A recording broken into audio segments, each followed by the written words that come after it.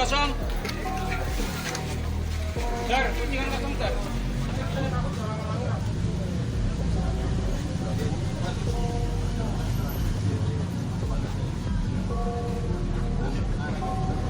Tersangka menanyakan ke warung imam apakah ada uang yang jatuh.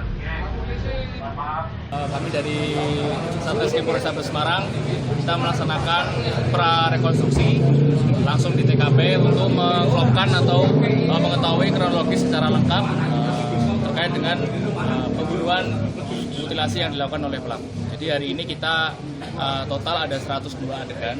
Namun demikian untuk hari ini kita ambil yang pokok-pokok saja karena ada beberapa adegan yang berada di TKP yang ada di luar. Jadi hari ini kita hanya mengambil kurang lebih setengah dari adegan yang total yang sudah kita persiapkan.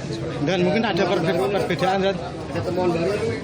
Untuk sementara dari hasil rekonstruksi prarekonstruksi dengan keterangan yang ada dari tersangka maupun dari saksi semuanya sudah sesuai, tidak ada temuan baru. TKP di luar gimana? Karena ada beberapa TKP seperti pada saat tersangka ini setelah melakukan memang sempat pergi keluar ke warung angkringan untuk minum, kemudian juga sempat ke hotel untuk memesan cewek booking, ya, dan juga ada beberapa tempat dia menjual barang-barang milik korban.